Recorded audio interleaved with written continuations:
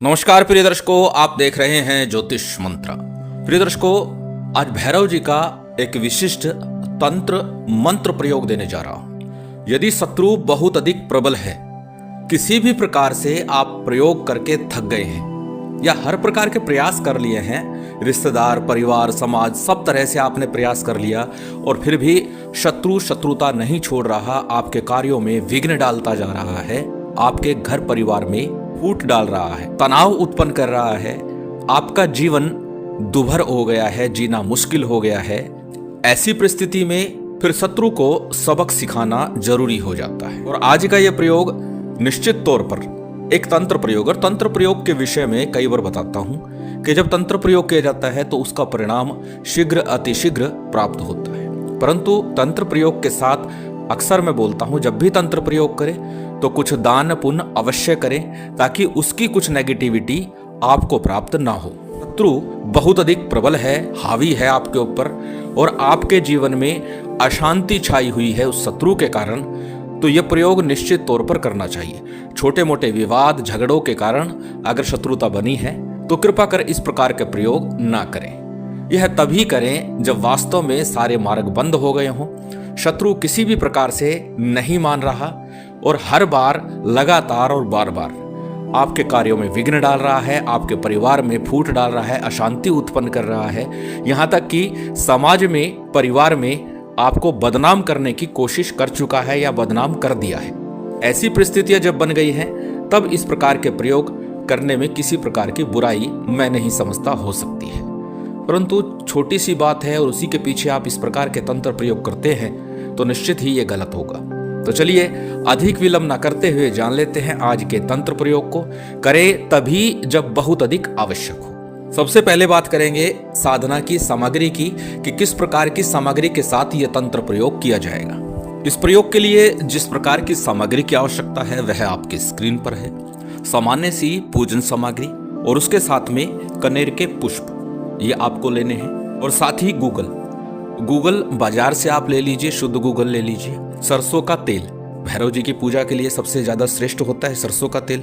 घी का प्रयोग भी किया जाता है, गाय के घी का, ऐसा नहीं है कि घी का प्रयोग नहीं किया जाता, परंतु सर्वग्राह है, सभी इसे आसानी से प्रयोग कर सकते हैं। और भैरव जी की पूजा के लिए अनेकों बार बताता हूं कि जरूरी नहीं है विशेष सामग्री या साधन की आवश्यकता हो। प्रयोग जब किया जाता है तो उसमें विशेष सामग्री होती है, लेकिन पूजन की बात आती है तो किसी भी प्रकार का दीपक प्रयोग किया जा सकता है, परंतु इस प्रयोग के लिए सरसों के तेल का दीपक ही लेना होगा। दीपक के साथ साथ सरसों का तेल अलग भी रखिए थोड़ा सा। कनेर पुष्प, गूगल और सरसों का तेल, इसके साथ में थोड़े से समिधा का प्रबंध आपको करना है, क्योंकि कहा तंत्र प्रयोग है, 21 आहुति लगानी है। इसके लिए समिधा होगी, या तो शमी की लकड़ियां हो, जैसे खेजड़ी कह सकते हैं, जाटी कहते हैं, या कोई भी आम की हो या अशोक वृक्ष की ले सकते हैं। श्रेष्ठतम होगा शमी की, खेजड़ी की लकड़ी आपको लेनी है। और इसके अतिरिक्त जो सामग्री है वो सारी सामग्री आपकी स्क्रीन पर है। अब जानते हैं इस प्रयोग को करना किस दिन है और कब करना है, कहां करना है। प्रिय दर्शकों, इस प्रयोग को रात्रि काल में करना है, रात्रि के 10 बजे के बाद। अनेकों बार चर्चा करते हुए बता चुका हूं कि रात्रि के 10 बजे के बाद से लेकर के रात्रि के 2 बजे के मध्य का जो समय होता है वो महानिशा काल का समय होता है। महानिशा काल तंत्र शास्त्र में अत्यंत महत्वपूर्ण है और इसी समय में सारी साधनाएं और तंत्र कार्य संपन्न किए जाते हैं, और इसलिए इस प्रयोग को भी इसी काल में, इसी समय में पूर्ण करना है। और इस प्रयोग के लिए घर के बाहर का स्थान सर्वश्रेष्ठ उचित होगा, कि घर के बाहर किसी मंदिर में, किसी सिद्ध पीठ पर, किसी सिद्ध स्थान पर, भैरव जी का कोई सिद्ध पीठ हो, वहां जाकर के किसी जलाशय के निकट या किसी निर्जन स्थान पर, ऐसे स्थान पर बैठ करके इस प्रयोग को करेंगे तो ये शीघ्रता से फलीभूत होता है और एक ही बार में आपके कार्य को सिद्ध करता है। अथवा घर में रहकर भी एकांत कक्ष हो, उस दौरान जब तक आप ये प्रयोग करेंगे किसी अन्य का उस कक्ष में प्रवेश वर्जित होगा। चाहे वो घर का सदस्य है, बाहर का सदस्य है, लेकिन उस कक्ष में कोई भी प्रवेश नहीं करना चाहिए, क्योंकि पहले भी बता चुका हूं जब तंत्र प्रयोग होता है तो उस दौरान तो निश्चित तौर पर इन बातों का ध्यान रखना चाहिए। चलिए अब जानते हैं किस दिन से इस प्रयोग को आरंभ करना है। इस प्रयोग को शनिवार की रात्रि में या रविवार की रात्रि में आरंभ कर सकते हैं, मंगलवार की रात्रि में भी कर सकते हैं। अब इस प्रयोग को किस प्रकार करना है यह भी जान लेते हैं। शनिवार, मंगलवार या रविवार जिस दिन भी आप ये प्रयोग कर रहे हैं, संध्या काल या प्रातःकाल जब भी समय लगे, एक सरसों का तेल का दीपक, एक मीठा पान, 5 या 7 गुलगुले और एक सिगरेट, ये सामग्री लेकर के किसी भैरव मंदिर में चले जाइए और वहां भैरव जी से निवेदन प्रार्थना कीजिए अपने प्रयोग की सफलता के लिए, सिद्धि के लिए, और वहां ये सामग्री अर्पित करके सिगरेट प्रज्वलित करके आ जाइए। घर आकर के रात्रि काल में इस साधना को आपको करना है। जैसे पूर्व में बताया, सर्वश्रेष्ठ होगा किसी सिद्ध पीठ पर, किसी मंदिर में या किसी एकांत निर्जन स्थान पर इस प्रयोग को किया जाएगा तो अच्छा होगा। या फिर घर की छत पर आप अपनी व्यवस्था बिठा लीजिए, किसी की नजर या दृष्टि में ना हो, इस प्रकार से आपको छत पर रह करके ये प्रयोग संपन्न करना है, अर्थात चारों तरफ से आपको कवर करना है। वो आप देख लीजिए किस प्रकार से आप इस प्रयोग को संपन्न करेंगे। अब रात्रि के 10 बजे के बाद में आसन पर विराजमान हो जाइए। काले कमल का आसन लेना है, ऊन का आसन ले सकते हैं, लाल रंग का आसन भी प्रयोग कर सकते हैं, लेकिन अनेकों बार बताता हूँ शत्रुकृत कार्यों के लिए या फिर किसी प्रकार के अभिचार कर्म के लिए काले रंग का आसन श्रेष्ठ होता है।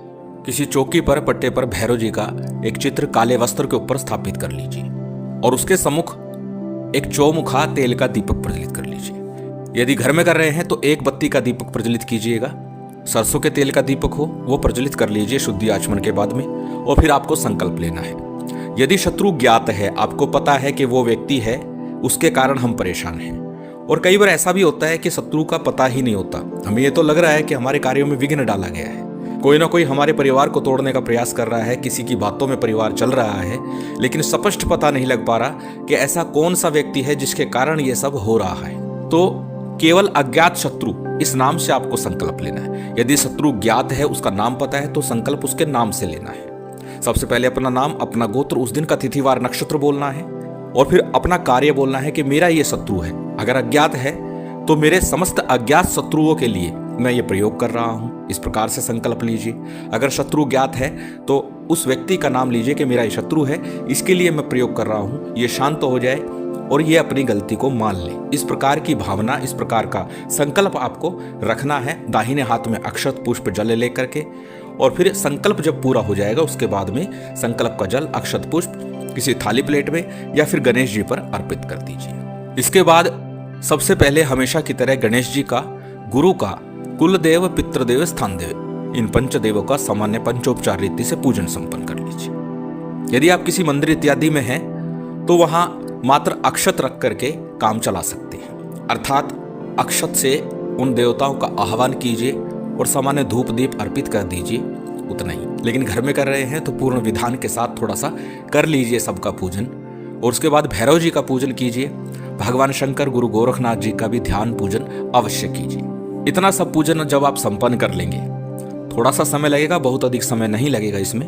हालांकि यहाँ पर पूजन अनिवार्य नहीं है, क्योंकि ये तंत्र है। तंत्र में सीधे मंत्र के साथ जिस सामग्री का प्रयोग किया जा रहा है वो सीधे कर सकते हैं, परंतु पूजन विधान करने का तात्पर्य या अभिप्राय सिर्फ इतना है ताकि हमारा कार्य निर्विघ्न हो, परिवार को किसी भी प्रकार का इसका नेगेटिव, नकारात्मक प्रभाव ना मिले, और इसीलिए पूजन विधान किया जा रहा है ताकि किसी प्रकार की नेगेटिविटी ना हो। सबके पूजन के पश्चात में सबसे पहले एक माला गणेश मंत्र की और एक माला गुरु मंत्र की जप करनी है।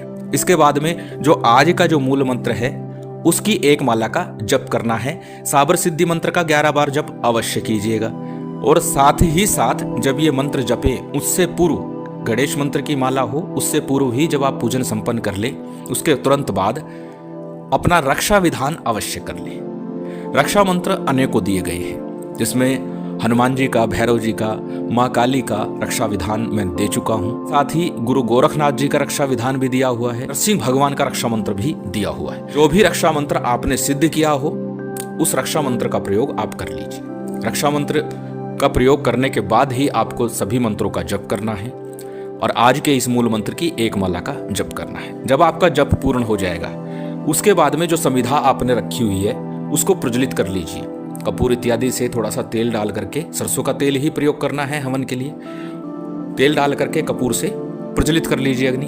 अग्नि प्रज्वलित होने के बाद में एक कनेर का फूल और एक गूगल की गोली तेल में लगा करके, सरसों के तेल में भिगो करके आपको आहुति करनी है, जो आज का जो मंत्र है उसी से।